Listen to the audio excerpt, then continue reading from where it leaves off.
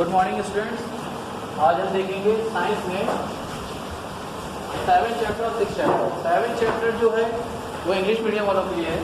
अब 6 चैप्टर जो है वो मिक्स है, थोड़ा सा पार्ट इसका मिल जाएगा। 6 चैप्टर जो है हिंदी मीडियम में जलवायु। अब जलवायु एडाप्टेशन दिया हुआ, उसके बाद सॉइल। सॉइल क्या है, इंग्लिश मीडियम में एक अलग चैप्टर है, हिंदी मीडियम में इसको इसी के साथ मर्ज कर दिया गया। तो देख लेते हैं सब कंबाइन करके। कुछ पार्ट उसमें अच्छा दिया है, कुछ पॉइंट्स इंग्लिश मीडियम में अच्छा दिया है। सबको मिक्स करके पढ़ लेते हैं तो ज़्यादा अच्छा रहेगा। ये नॉलेज गेन करना अच्छी बात है, चाहे जहाँ मिल जाए, कोई फर्क नहीं पड़ना चाहिए, चाहे हिंदी का हो या इंग्लिश का। तो वेदर और क्लाइमेट, वेदर और क्लाइमेट्स की बात करें तो वेदर क्या होती है? मौसम। मौसम होता है, अगर स्पेशली मौसम की बात करें कि बहुत ही कम समय के लिए क्या कैसा हालत चल रही है, वो मौसम हुआ। शायद समझ नहीं आया होगा।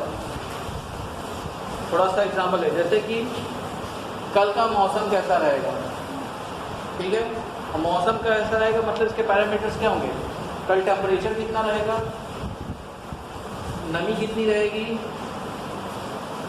और गर्म रहेगा सर्द तो टेम्परेचर पे आ जाएगा। बारिश होने की संख्या कितनी है, ये होता है मौसम या वेदर। वेदर मतलब बहुत ही छोटे टाइम पीरियड के लिए होता है, क्लाइमेट होता है लॉन्ग टाइम पीरियड के लिए। अब जैसे कि मौसम की बात करें तो पहली चीज़ तो ये आ गई, इसके पैरामीटर्स के बारे में हम पढ़ाई भी करेंगे, अभी पढ़ेंगे आगे कि टेम्परेचर कैसे होता है, कितने से कितना रहना चाहिए, तो कैसा मौसम रहेगा। बारिश होने की संभावना क्या है, कैसे क्या मेजरमेंट होते हैं, उसके पैरामीटर्स होते हैं, वो भी पढ़ेंगे। आज पहला चैप्टर है, थोड़ा सा इंट्रो की बात कर लेते हैं चैप्टर में। पहला तो वेदर हो गया, जैसे कि बता दिया। अब हिंदी मीडियम की बुक है, उसमें एक डिफिनेशन भी दे रखी है जलवायु की, तो देख लेते हैं। जलवायु किसी स्थान पर लंबी अवधि तक एकत्रित मौसम के आंकड़ों के आधार पर बना ताप, आर्द्रता व वर्षा का प्रतिरूप उस स्थान की जलवायु कहलाता है।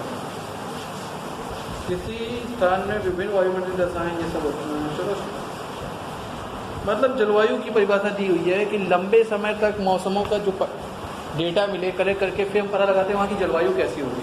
तो मौसम के लिए वही है कि बहुत ही छोटे टाइम पीरियड के लिए ये सब उसके पैरामीटर्स हो गए जो हमने बताए। इसके अलावा अब जलवायु की अगर बात करें तो जलवायु लॉन्ग टाइम पीरियड के लिए होता है, कि मतलब देखा जाता है, निकाला जाता है कि ऑन एवरेज वहाँ कैसा रहता है, ठंडा ज़्यादा रहता है कि गर्म रहता है। जैसे कि यूरोपीय कंट्रीज़ हो गई, यूरोप में ज़्यादातर मतलब हमेशा ठंडी रहती है ज़्यादातर, तो वहाँ पे बोला जाए कि वहाँ ठंडे इलाके ज़्यादा हैं, या वहाँ की जलवायु, वहाँ का क्लाइमेट कैसा है, ठंडा है। ऐसा ही विषुवत रेखा जो होती है, एक ही प्रदेश मतलब विषुवत रेखा जो अर्थ में मानी गई है, उसमें जो कंट्रीज़ पड़ती हैं वहाँ कैसा होता है, गर्म जलवायु, क्योंकि ज़्यादातर मौसम जो रहता है वो गर्म रहता है, तो गर्म जलवायु होती है। तो एक तो ये हो गया मौसम क्या होता है, दूसरा जलवायु। तो जलवायु के लिए यही चीज़ है कि जो डेटा मिलते रहते हैं, जैसे इंडिया की बोले तो ऐसी बात नहीं, यहाँ सर्दी का मौसम नहीं होता, भारत में होता है, पर यहाँ की जलवायु गर्म जलवायु है, क्योंकि ज़्यादातर टाइम तक गर्म ही रहता है। फिर कुछ महीनों के लिए सर्द होती है, बाकी बरसात का सीजन होता है, वहाँ भी गर्मी रहती है, गर्मियों में भी गर्मी रहती है। तो जो डेटा निकल के आते हैं तो उसमें एवरेज निकाला जाता है, तो उसमें गर्म जलवायु ज़्यादा निकलती है। तो ये हो गया।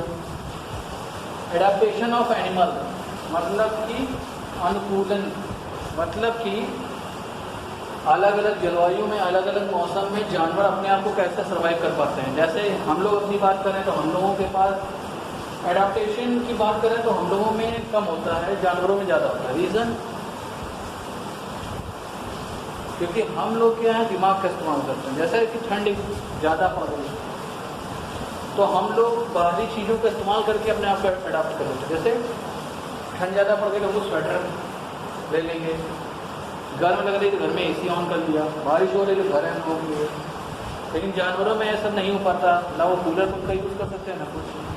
तो वो जिस हिसाब से जिस जलवायु में रहते हैं, जिस क्लाइमेट में रहते हैं, उसके हिसाब से अपनी बॉडी को धीरे धीरे, काफ़ी टाइम लग जाता है, अपने आप को अडॉप्ट कर लेते हैं। जैसे कि आगे चल के पढ़ेंगे लैमार्क और डार्विन।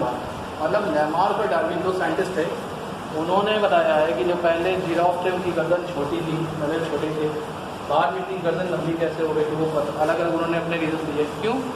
तो उसमें से एक कॉमन जो चलता है ये है कि तो पेड़ पौधे थे नीचे के सब खत्म हो गए थे, तो ऊंची ऊंची जगह के तोड़ने के चक्कर में उसको बार बार गर्दन को लंबा करते थे, और लंबा करने में क्या हुआ उनकी गर्दन लंबी होती चली गई। जो भी रहा हो उन्होंने अपने आप को अनुकूल कर लिया, और जैसे नहीं कर पाते तो खत्म हो जाते हैं। जैसे डायनासोर बोलते हैं कि कोई एस्ट्रॉयड या कुछ कॉमेट कुछ गिरा था अर्थ पे, एस्ट्रॉयड आके गिरा, एकदम से टेम्परेचर बढ़ा, तो डायनासोर जो थे वो ठंडे जगह पे रहने के अनुकूल थे, उनकी अडॉप्टेशन क्योंकि वो ठंडे इलाकों के लिए थी।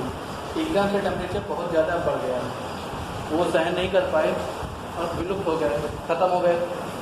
तो ये बहुत इंपॉर्टेंट चीज़ है कि क्लाइमेट कैसा है, उसके बाद क्लाइमेट के अकॉर्डिंग हम लोग ढल पा रहे हैं कि नहीं ढल पा रहे हैं। जैसे सियाचिन जैसे ठंडे इलाके जहाँ माइनस टेम्परेचर चला जाता है, और माइनस टेम्परेचर चला जाता है, तो माइनस के लिए अगर यहाँ का जो है इंडिया का आदमी नॉर्मली यूपी दिल्ली में जो रहता है उतना टेम्परेचर नहीं झेल पाएगा, इतना कम टेम्परेचर वहाँ चला जाता है, माइनस में चला जाता है, इतनी टेरा ठंडक होती है।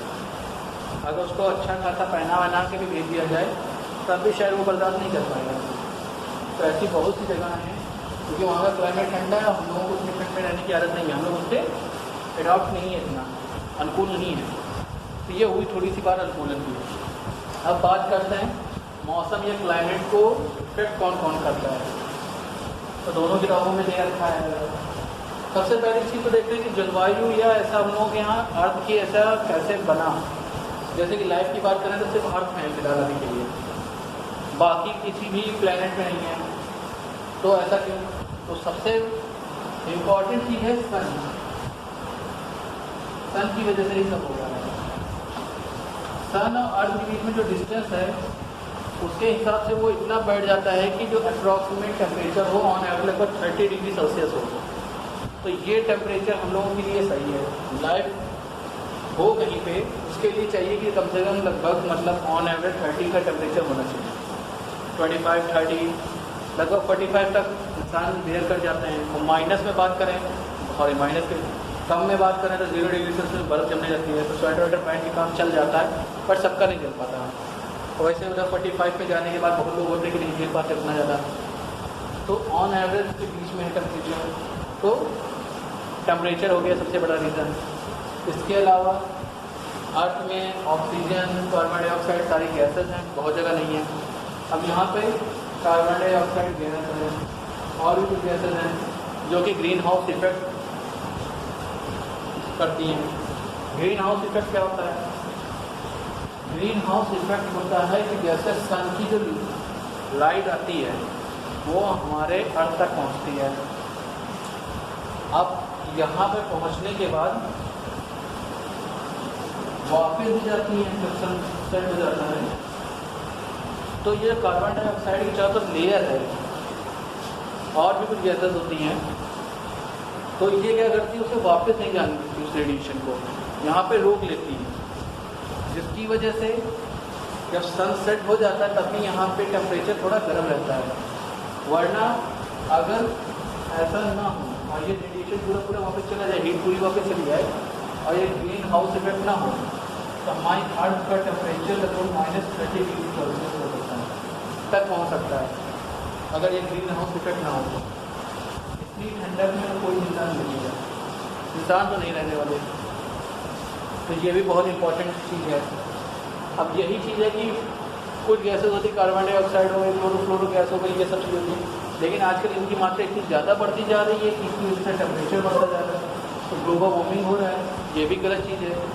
कोई चीज़ अच्छी होती है या बुरी होती है एक लिमिट है, अगर उस लिमिट को क्रॉस करने लगे तो अच्छी चीज़ भी बुरी हो जाती है हमारे लिए। तो आजकल क्या हो रहा है, टेम्परेचर लगातार बढ़ता जा रहा है क्योंकि ग्रीन हाउस इफेक्ट बहुत ज़्यादा बढ़ रहा है, और जिसकी वजह से जो ग्लेशियर हैं वो पिघल रहे हैं, और इसी तरह रहा तो वाटर लेवल ऊपर आएगा, बहुत सारा इंसल्ट हो जाएगा। वो छोड़िए, ओजोन सिंबल होता है, डिनोट करते हैं वो ओजोन। ओजोन क्या होता है, सन में विटामिन डी मिलता है, एनर्जी बहुत कुछ मिलता है, इसके अलावा रेडिएशन भी मिलता है। अल्ट्रावायलेट रेडिएशन, जो कि हमारे ऑर्गन्स के लिए बहुत ही हार्मफुल है। तो ओजोन लेयर जो होती है ये एक छन्नी का काम करती है। जैसे कि चाय बनाने के बाद चाय तो बन के तैयार हो गई है, लेकिन उसमें बहुत सारा वेस्टेज बोल दें या बोले ख़राब चीज़ें जो कि हम नहीं अब्जॉर्व कर सकते या हम नहीं पी सकते, तो क्या करते हैं, छन्नी लगाते हैं, छान लेते हैं। सेम टू सेम ऐसा ही काम, सन से सनलाइट आ रही है, अच्छी है हमारे लिए, सब कुछ ठीक है, लेकिन कुछ अल्ट्रावायलेट रेडिएशन भी होता है जो हमारे ऑर्गन्स के लिए बहुत ज़्यादा ख़राब होता है। तो ओजोन क्या करती है, उसे छान देती है, मतलब अल्ट्रावायलेट को अपने में एब्जॉर्व कर लेती है और बाकियों को भेज देती है। अगर अल्ट्रावायलेट रेज भी आ जाए तो जैसे स्किन कैंसर हो गया, स्किन प्रॉब्लम बहुत ज़्यादा बढ़ जाए, जैसे स्किन कैंसर हो गया, दाने निकलना, ये सब चीज़ें की प्रॉब्लम बहुत ज़्यादा बढ़ रही है। ओजोन लेयर को भी समय बुरा प्रभाव पड़ रहा है, धीरे धीरे खत्म होती जा रही है, पतली होती जा रही है, मतलब क्योंकि पॉल्यूशन बहुत ज़्यादा बढ़ रहा है, उस पर भी ध्यान रखते हैं तो। लेकिन फ़िलहाल बात करें तो ओजोन की वजह से भी हमारे अर्थ में लाइफ है। लाइफ होने की वजह से, मतलब लाइफ होने की वजह जो है वो वेदर है, क्लाइमेट है, कि हमारा क्लाइमेट या हमारे अर्थ में वेदर ऐसा है कि यहाँ पे लाइफ है। और उसके क्या क्या रीजंस हैं वो हम बता चुके हैं कि यहाँ पे सन और अर्थ के बीच की डिस्टेंस, इसके अलावा ग्रीन हाउस इफेक्ट, इसके अलावा ओजोन लेयर और भी बहुत सारी चीज़ें हैं, वाटर की अवेलेबिलिटी, तो काफ़ी कुछ है। तो ये तो अब फिलहाल इंट्रोडक्शन इस चैप्टर का, और लगभग काफ़ी कुछ खत्म भी हो गया है। इसके अलावा देखते हैं थोड़ा आगे, अब बात करेंगे जलवायु को प्रभावित करने वाले कारक क्या हैं। जैसे कि ये तो था कि अर्थ में लाइफ क्यों है या यहाँ का क्लाइमेट ऐसा क्यों है ऑन एवरेज, ये तो हो गया सन से रिलेटेड। अब बात करेंगे पर्टिकुलर किसी प्लेस का, किसी जगह का टेम्परेचर कम ज़्यादा क्यों होता है, या वहाँ पे क्लाइमेट या वहाँ का मौसम ऐसा क्यों है, एटमॉस्फेयर। तो इस पर बात करें तो इसमें आता है कि वहाँ पे सन से पोल्यूशन क्या पड़ रही है जगह की। इसके अलावा दूसरी चीज़ें जो हैं वो जगह कैसी है, मतलब पहाड़ी टाइप की है या ऐसे सिंपल है। इसके अलावा ह्यूमिडिटी वहाँ पे कितनी है, जैसे ह्यूमिडिटी जितनी कम होगी वहाँ उतनी ज़्यादा गर्मी होगी। हाइट वाली जगहें जो होती हैं वहाँ अक्सर टेम्परेचर कम रहता है, पहाड़ी इलाकों में टेम्परेचर कम रहता है। समतली जगह होती है वहाँ पे सूरज की रोशनी सीधी पड़ती है, इसलिए वहाँ का टेम्परेचर ज़्यादा होता है। तो ये जो होते हैं कुछ जोग्राफिकल रीजंस हैं, मतलब वहाँ की बनावट और वहाँ का भूगोल जिसको बोलेंगे, वहाँ की संरचना ही ऐसी है, जगह की स्ट्रक्चर ऐसा है, इसकी वजह से वहाँ का ऐसा इन्वायरमेंट है। और आगे बात करते हैं अभी। अब बात करते हैं टेम्परेचर की, मैक्सिमम और मिनिमम टेम्परेचर क्या होता है। मैक्सिमम और मिनिमम टेम्परेचर अक्सर देखा होगा न्यूज़ चैनल में, जब कभी कहाँ का वेदर बताते हैं तो वहाँ पे बताते हैं कि मैक्सिमम 30 डिग्री सेल्सियस, मिनिमम मतलब कि इसका यहाँ डेप्थ लगा के दिखाते हैं 30 डिग्री सेल्सियस, 25 डिग्री सेल्सियस, या इसको पहले कर देंगे। ये होता क्या मेन चीज़, इसका जो दिखाया जाता है मेन चीज़ होता है कि टेम्परेचर चेंज होता रहता है। जैसे कि सुबह होता है गर्मी के समय में, सुबह सुबह हमें हल्की सी, ये तो नहीं कहेंगे ठंड लगती है, बट नॉर्मल रहता है। उसके बाद धीरे धीरे दोपहर जैसे जैसे होती जाती है वैसे वैसे टेम्परेचर बढ़ता चला जाता है। दोपहर में अच्छा खासा गर्मी लगने लगता है, शाम को फिर से हल्का हल्का ठंडक सी महसूस होने लगती है, मतलब जो गर्म था उससे थोड़ी राहत मिलती है। तो वो होती है कि सन की पोजीशन जैसे जैसे चेंज होती रहती है वैसे वैसे टेम्परेचर चेंज होता है। सुबह टाइम पे नई नई सनरेज आती हैं तो ग्राउंड हो गया और जो एयर हो गई वैसे सुबह कि इतना गर्म नहीं हो पाती, तो अच्छा लगता है, ठंडक ठंडक सा लगता है। उसके बाद ये सब गर्म भी हो जाता है और सनरेज भी अच्छी मात्रा में आ जाती है, दोपहर तक अच्छी खासी गर्मी लगने लगती है, सन हमारे टॉप पे होता है, सिर्फ सिर पे ऊपर। तो ये चीज़ हो गई। तो ये दिखाता है कि टेम्परेचर चेंज हो रहा है, तो वो बताता है कि मिनिमम टेम्परेचर कितना हो रहेगा और मैक्सिमम कितना रहेगा, इसके बीच में ही लाई करेगा पूरा टेम्परेचर पूरे दिन का। इसके अलावा बहुत जगह दिखा देते हैं 30 डिग्री सेल्सियस, ब्रैकेट में लिखते हैं -2 मतलब ये रहेगा 30 डिग्री सेल्सियस टेम्परेचर आज का है और ये ऑन एवरेज जो डेली का चल रहा था -30, तो वो लोग इस तरह दिखाएंगे कि मैक्सिमम टेम्परेचर 30 डिग्री सेल्सियस, तो ब्रैकेट लगा दिया माइनस।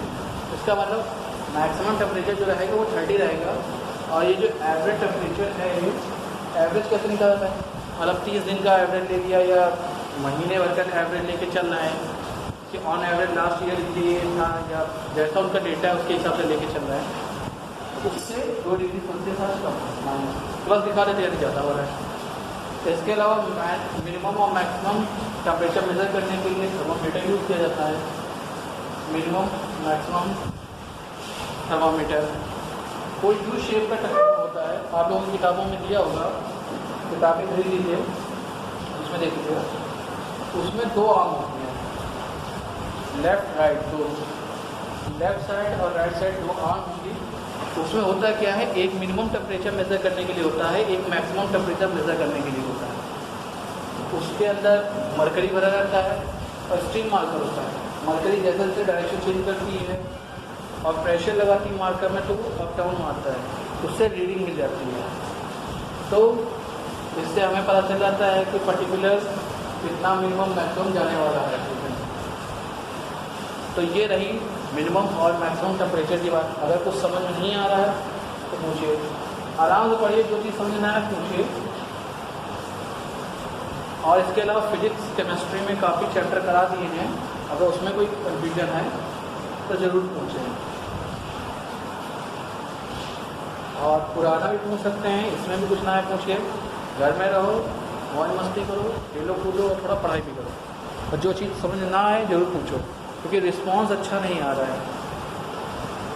कोई बच्चा पूछ नहीं रहा है कि क्या प्रॉब्लम आ रही है सर, कि समझ नहीं आ रहा है। अभी टेस्ट होंगे तो उसमें फिर बोलेंगे समझ में नहीं आया तो पढ़ाया गया।